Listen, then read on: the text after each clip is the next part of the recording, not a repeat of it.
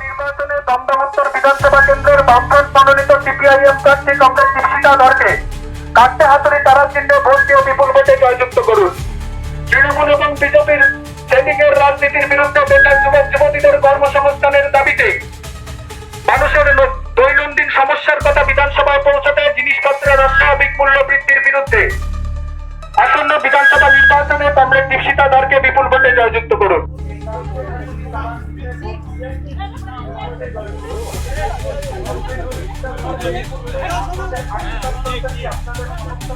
গুজরাটের ছেলে যদি বেনারসে যেতে পারে, নন্দীগ্রামের ছেলেরা যদি কালীঘাটে আসতে পারে, তাহলে আমাদেরই অসুবিধা। আমরা তো চুরি করিনি, ডাকাতি করিনি, কারোর টাকা মেরে জেলেও যায়নি, জেলের ভিতরে বসে প্রিজন ভ্যানও বাজাইনি।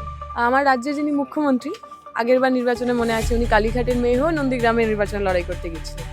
এবার আবার উলট পুরাণ হয়েছে, নন্দীগ্রামের ছেলে এসে দেখছি কালীঘাটে বা ভবানীপুরে আর কি নির্বাচনে লড়ছে। টাফ নির্বাচন এই কারণে, কারণ যে পরিমাণ মানি মাসেল পাওয়ার তৃণমূল বিজেপি দুজনের কাছেই রয়েছে, যেভাবে তারা স্টেট মেশিনারি স্পেশালি পুলিশ এবং এই যে বিভিন্ন ব্যুরোক্রেটস তাদেরকে ব্যবহার করেন, সেটা তো আমাদের জন্য টাফ।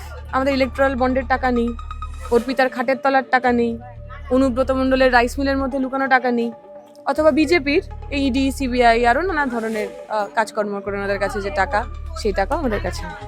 অতএব আমাদের জন্য কঠিন লড়াই এই কারণে। তার সঙ্গে এই মুহূর্তে রয়েছে উত্তর দমদম বিধানসভা কেন্দ্রের সিপিআইএম প্রার্থী দীপশিতা ধর।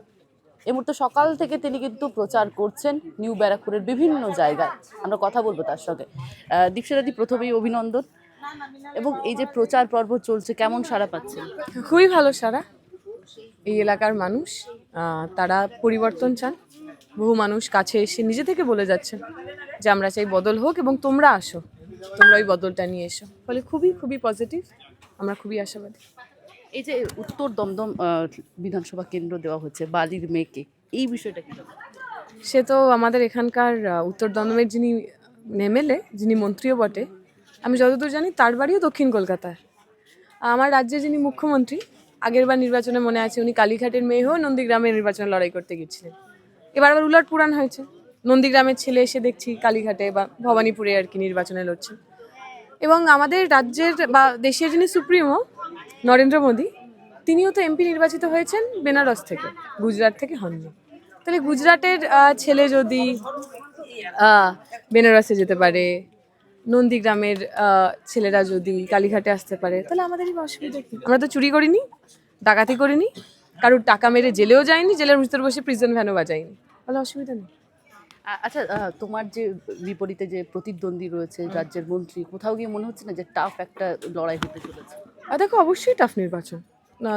টাফ নির্বাচন এই কারণে, কারণ যে পরিমাণ মানি মাসেল পাওয়ার তৃণমূল বিজেপি দুজনের কাছেই রয়েছে, যেভাবে তারা স্টেট মেশিনারি স্পেশালি পুলিশ এবং এই যে বিভিন্ন ব্যুরোক্রেটস তাদেরকে ব্যবহার করেন, সেটা তো আমাদের জন্য টাফ। আমাদের ইলেকট্রাল বন্ডের টাকা নেই, অর্পিতার খাটের তলার টাকা নেই, অনুব্রত মণ্ডলের রাইস মিলের মধ্যে লুকানো টাকা নেই, অথবা বিজেপির এই ইডি সিবিআই আরও নানা ধরনের কাজকর্ম করে ওনাদের কাছে যে টাকা, সেই টাকাও আমাদের কাছে নেই। অতএব আমাদের জন্য কঠিন লড়াই এই কারণে। কিন্তু এটা আমরা মনে করি এলাকার বিস্তীর্ণ অঞ্চলের মানুষ, সেই মানুষের যে দুঃখ দুর্দশা, সেই মানুষের যে সমস্যা, সেই সমস্যার কারণ তো তৃণমূল বিজেপি দুই সরকারই। ফলে যদি সেই সরকারকে বদলাতে হয়, মানুষের দুর্দশার মুক্তি করতে হয়, তাহলে মানুষকে সঙ্গে নিয়ে আমাদেরকে থাকতে হবে, জিততে হবে, লড়তে হবে। দিদি, আরও একটা বিষয় যেখানে বারে বারে বিজেপির তরফ থেকে দাবি করা হচ্ছে যে সিপিআইএম আমাদের শুধু ভোট কাটিং এর কাজ করছে বা করবে, এই বিষয়টা কি? মানে আমাদের ভোট মানে কি, ওটা কি বিজেপির পকেট? বাড়ি থেকে নিয়ে এসেছিল? যারা যারা বিজেপিকে ভোট দিচ্ছেন বলে ওনারা দাবি করছেন, তাদের সবাইকে লিখিয়ে নেওয়া হয়েছিল যে এরা সবাই বিজেপিকেই ভোট করিবে, এর পরিবে অন্য কোথাও করিবেন, এমন তো কোনো ব্যাপার নেই। বহু মানুষ যারা একসময় আমাদের ভোট করতেন, 2011 সালে তৃণমূলকে ভোট করেছেন। বহু লোক যারা তৃণমূল বা আমাদের ভোট করতেন, কখনো কখনো তারা বিজেপিকে ভোট করেছেন।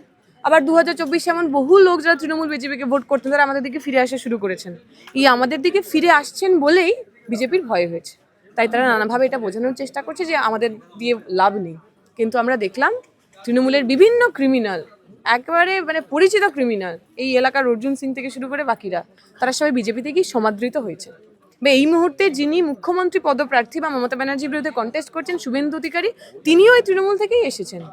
অতএব বিজেপি আসলেই তৃণমূলের বি টিম।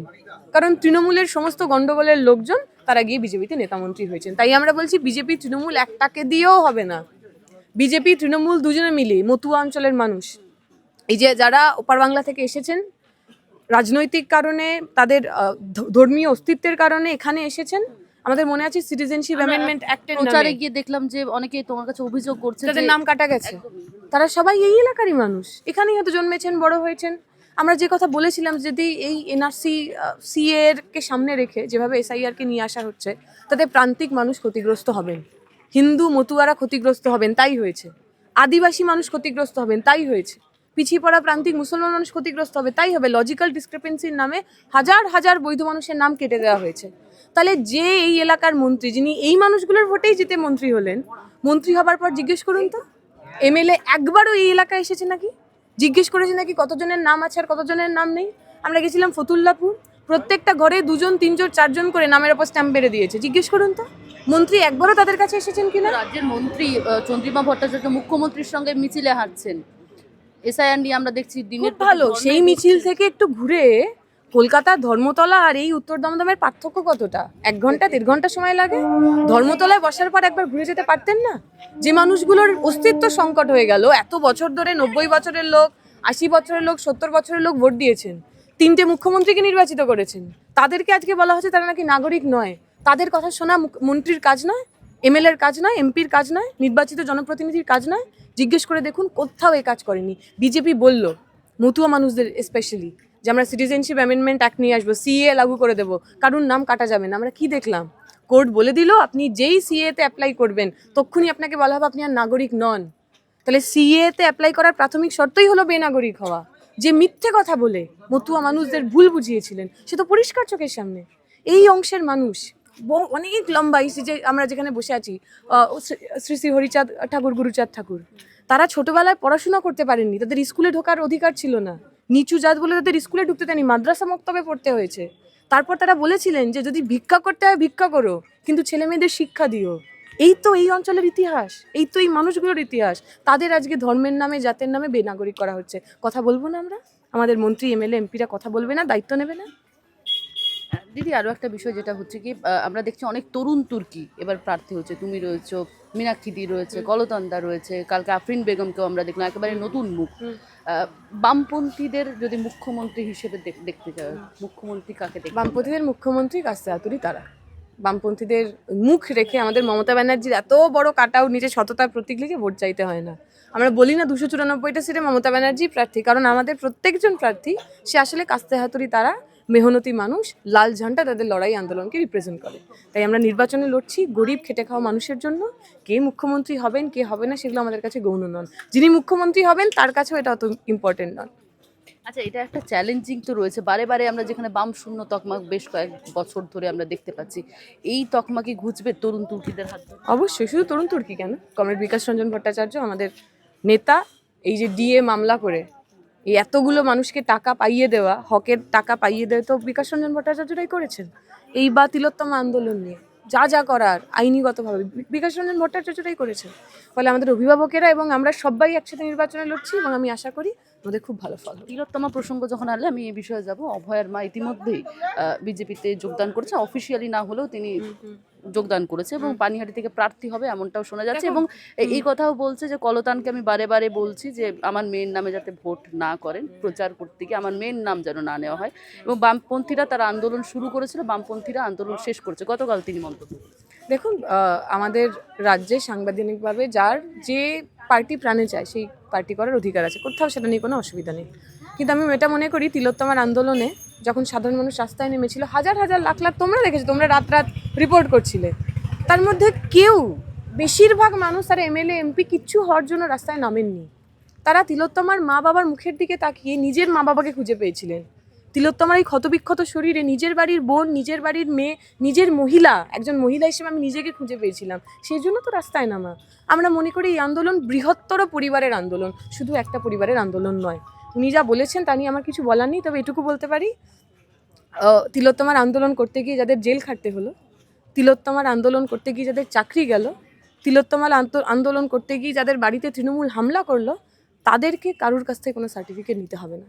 তিলোত্তমার জায়গায় যদি অন্য কোনো নাম হয়, তিলোত্তমার বাড়ির লোক যদি কালকে তৃণমূলেও জয়েন করে, তবুও তিলোত্তমার যে আন্দোলন, সার্বিকভাবে নারী সুরক্ষার আন্দোলন, একটি মেয়ে তার কর্মক্ষেত্রে সুরক্ষিত থাকবে কি থাকবে না, একটি ডাক্তার তার কাজের জায়গায় সুরক্ষিত থাকবে কি থাকবে না, তাই নিয়ে আন্দোলন চলবে।